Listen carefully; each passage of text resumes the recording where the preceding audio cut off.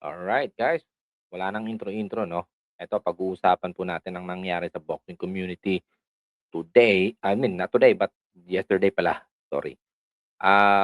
Marlon Tapales versus Oguni. Ah, Minalas ba talaga si Marlon Tapales? Well, eto 'yan, malalaman natin kung paano naging malas si Marlon Tapales sa sa sa laban na 'to, okey? Kung nakakasubaybay kayo eto sa sa nangyari, maintindihan niyo or kung ikaw ay isang haters ni Marlon Tapales not because dahil kay Marlon Tapales, hindi dahil sa kanya. Naging haters kayo, especially you are a fan of Casimero dahil kay Silver Voice, tama? So, kung ikaw ay isang fan ni, Silver Voice 'no, of course, suportahan mo si Marlon Tapales. And then you're talking bad or shit about Tata, 'di ba? Gano'n lang 'yung nangyari ngayon. Gano'n ang nangyari sa boxing community natin. And napakamalas lang talaga ni Marlon Tapales.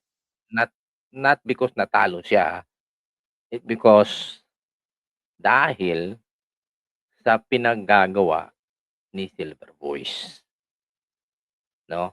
Malas si Silver Voice, nadamay pa si Marlon Tapales. Papanoorin natin etong video na 'to prior sa fight ni Marlon Tapales, guys. Eto. Okay. Ito na nga po mga kaibigan, manood po kayo kung gaano po at kung paano kasistematikong Kung may sinasabi bang sistematiko. Well, in fact, Marlon Tapales have a systematic when he fought, Akhmadaliev.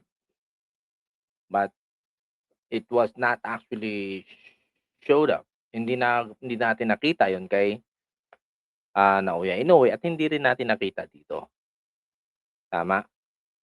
So, there's a lot of people saying na nagka-tsamba daw siya kay, um, Akhmadaliev. Well, I believe naman hindi, na he has the plan.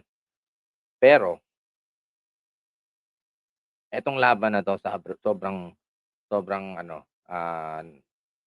tingin ko medyo napag na ano siya, na dun siya na tawag dun, napuruhan sa mga late rounds. He did a good job in the early round, pero dun sa late round dun na. Kasi consistent si Uguni sa body shot. They take it lightly, probably. It's because dahil nga sa pinagsasabi din nito dahil nakita nila na, si Uguni mangtataho, mambabalo, tricycle driver, so they take it easy. Pero para sa'kin there are interviews na nakita ko na sinabi ni Marlon Tapales din na he will not going to take it lightly because he was a world champion. Sadyang malakas lang si Uguni this time, 'di ba? Pero kabaliktaran 'yun sa sinabi ni Silver Voice dahil ang sinabi ni Silver Voice, easy fight lang daw 'to kay Marlon Tapales. Now let's see guys. tatalunin ni Marlon Tapales ito pong si Uguni na siya pong bumugbog kay General Casimero na kung hindi po That is the line that he wanted to promote.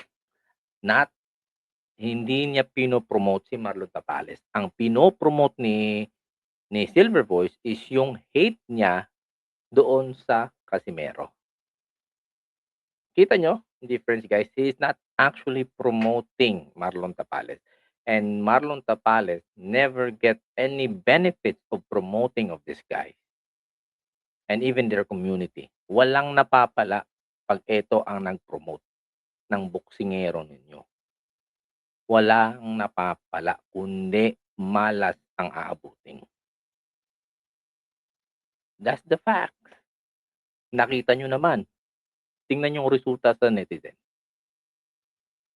Diba? Sabihin natin, okay, yes, he make money on the fight. But mentally, it affects them dahil nga, iba na yung panahon ngayon.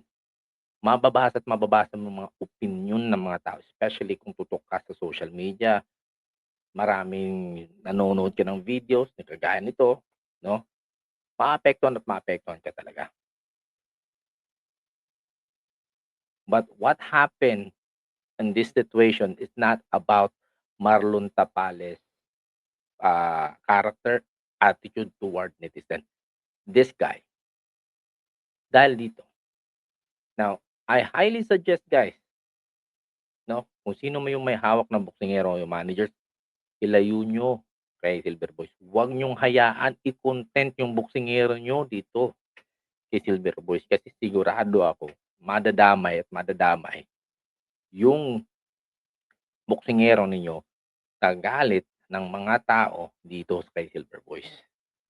And supposedly, you have to gain good impression to social media right now para malay nyo kung balak nyo kumuha ng mga company to promote him o to ibenta nyo para magiging ambassador, malay natin maging world champion sila, ganyan. Di ba? And then, magiging endorser na any other big brands, companies, local to international. Of course, if kung gusto kang kukuha ng mga ambassador or yung mga mag-sponsor ka, kung ikaw ay isang malaking company o sabihin lang natin medium, merong mga marketing research yan. Tinitingnan nila kung ano ba ang appeal mo sa social media. Kasi pag kumuha ka lang ng mga boksingero na wala pang ka-appeal-appeal, tapos may bash pa, walang susugal nun. Kaya this is what exactly happening right now kay Marlon Tapales. He supposedly have some endorsement or sponsorship na mga iba-ibang company, no? But it because maraming mga prior to that, maraming mga bash sa mga netizen, especially sa mga Casimero fans talaga, marami pa diyan sila. Kahit yung mga casual fans, no? Yung mga diehard boxing fans na kagaya ko, hindi bumibili ng pay-per-view 'yan. Hindi bumibili ng ticket 'yan. Gusto niyan libre. Tandaan niyo 'yan. Etong mga casual fans, no? Ngayon, malay mo, hindi pa mga casual fan mabilis magbayad 'yan, magbigay, no? Mag-donate. 'Yan, sila 'yon. Pero itong mga diehard fan, content creator, naku, hindi 'yan. Hindi gusto 'yan libre. Tingnan niyo. Pero like I said to you guys, no, sayang din kasi na naging world champion si Marlon Tapales. Supposedly not to fight Uguni, because hindi naman kailangan talaga ni Marlon Tapales na mag-activity fight. 'Di ba?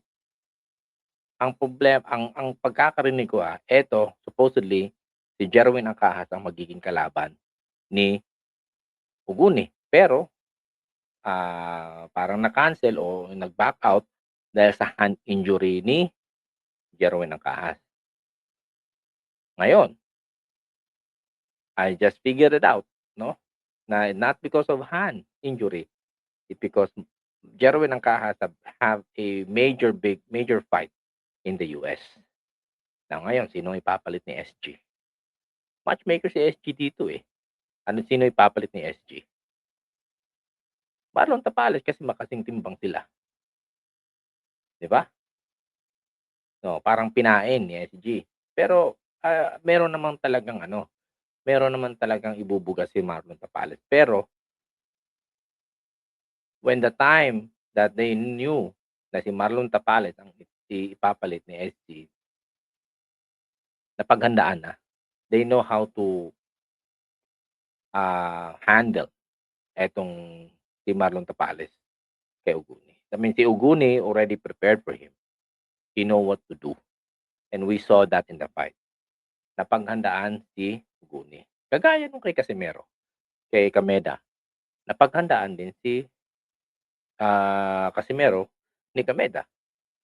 So, ano bang lesson learned dito? No, dapat ilayo nyo ang boksingero nyo dito kay Silver Boys. Huwag nyo ipa-content. Nako, maawa kayo. Mamalasin talaga. Eto lang guys, kung ilabas natin, tanggalin natin 'yan si SB o tanggalin natin yung pagpo-promote o tanggalin natin yung pagsasalita ni SB tungkol kay Marlon Tapales, tanggalin natin 'yun. Hindi siya connected o wala silang koneksyon. Lumaban si Marlon Tapales sa Japan.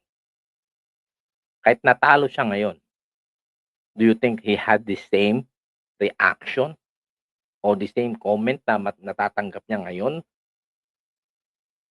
Compare natin sa hindi siya naging connected dito kay SB o hindi siya naging o hindi inendorso o hindi promote ni Silver Boys si Marlon Tapales. Do you think he will receive the same reaction? No. Mas marami magiging magle-lift up sa kanya. And that's for sure. 'Di ba? Ngayon, konti makikita mo sa social media na mas marami siyang natanggap na bash, it because of Silver Voice, not because of Marlon Tapales. Now, I highly advise din sa mga fellow Pilipino natin na nangbabash kay Marlon Tapales, wag naman. Huwag niyong i-bash si Marlon Tapales kasi hindi naman niya sinabi na hindi siya wala akong nakitang yabang kay Marlon Tapales. Wala akong nakitang pagmamayabang. Wala akong nakita na sinabi niya na easy work lang, ganyan. In fact, sinabi niya dito sa previous interview niya kay Uguni na he was a world champion. He was not going to take it lightly. 'Di ba? So, di mo makita ng yabang si Marlon Tapales. Eto si Silver Boys ang nagyabang. Oh, ngayon natalo si Marlon Tapales. Palusot siya, 'no? Sinasabi na okay lang 'yun. At least umabot ng 12 rounds. Tanga, tai nga talaga 'to si Silver Boys. Hmm, in-expose, 'no, sistematiko, saan na 'yun? Kung hindi mo sinabi 'yan, hindi aasahan ng mababash itong si Marlon Tapales. You promote the fight, you promote Marlon Tapales to show everybody na kaya yang talunin si Uguni, it because you hate Casimero. You hate Tata, you hate Jason. And ang nangyari, kabaliktaran. 'Di ba? So that's it. Now, again guys, ito, tingnan mo. Dahil sa kanyang pag-ulo, malamang sa malamang, knockout po ang kanyang sasapitin. Ito, ulitin natin. Na siya pong bumugbog kay General Casimero na kung hindi po dahil... If you could read what he's trying to imply etong statement na 'to, galit siya. Gusto niyang i-promote si Marlon Tapales na siguradong mananalo based on his statement na paano ibugbugin ni Marlon Tapales, 'no? Dahil of course, nagkabanggaan na rin 'to si Uguni tsaka si Casimero, 'di ba? And gusto ipalabas ni Silver Boys na it's an easy fight for Marlon Tapales. Dahil sa kanyang pag-ulo, malamang sa malamang, knockout po ang kanyang sasapitin dito kay Uguni. Panoorin po ninyo kung gaano po kagaling at kahusay mag-a-adjust po ito pong si Marlon Tapales, isang world caliber fighter. Now, anong sasabihin ng fans? Boxing fans na hate, not hate, but especially mga Casimero fans. Anong sasabihin niyan sa sinasabi mo? World caliber versus Mang Tataho. Tricycle driver. Mambabalot. Tinalo ang world caliber. 'Di ba? Sino ba ang tumawag ng Mang Tataho nito? Sino ba nagtawag ng ano tawag niyan? Sino ba tumawag kay Uguni, 'no? At sa ibang boxer na Mang Tataho ang kalaban. Even Sanchez niya sinasabi niyo 'yun, 'di ba? Oh, Mang Tataho, tricycle driver, retired. So ngayon, anong excuses? Marami kang excuses, Silver Boys. Tanggapin niyo ang talo. Gano'n lang, it will be easy. 'No? And ako mga manager, ilayo niyo talaga. Kung kayo ay may concern sa boksingero ninyo, ilayo niyo ang boksingero niyo kay Silver Boys. Maawa kayo. Okay, lalo na ikaw, Jason, panoorin mo Oh. para matuto ka naman. Okay? Sa mga gusto pong umabol pa ng talpakan. Yan nagpo-promote ng sugal.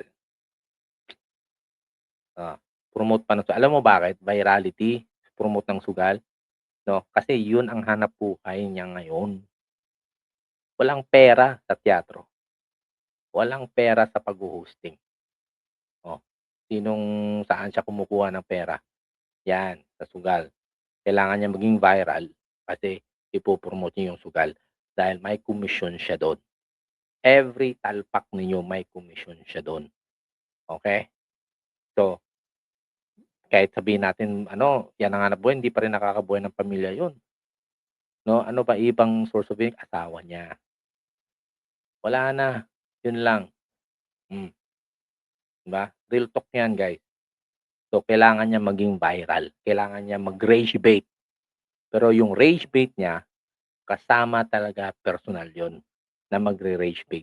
Pero ang nangyari ito, tingnan niyo. Nadamay ang boksingero, and that's it. Nasa comment section po. Okay, wala ng kwenta 'yan. Okay? So, again guys, kung manager kayo, I highly suggest, I highly recommend na stay away, ilayo niyo yung boksingero niyo. Kung tingin niyo may future yung boksingero niyo, ilayunin niyo para hindi madamay sa malas. Yan. Kung kayo ay naniniwala sa malas o kayo ay hindi naniniwala sa malas, then there's a proof. Malas is real. Totoo yan. Kung may good luck, may bad luck. 'Di ba?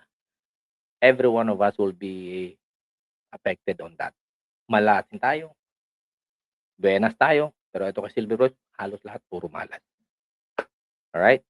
So, hanggang doon lang tayo mga kabisyo. Sa next video naman, dito sa channel na to. You can also follow me on my Facebook and Instagram, Bisyo Shante, no? And my YouTube channel is Sir Bisyo. Alright? Click thumbs up and hit notification bell para meron po kayong makuhang video ulit na mga katulad ng ganito. Okay? Thank you so much and have a great day. Bye for now.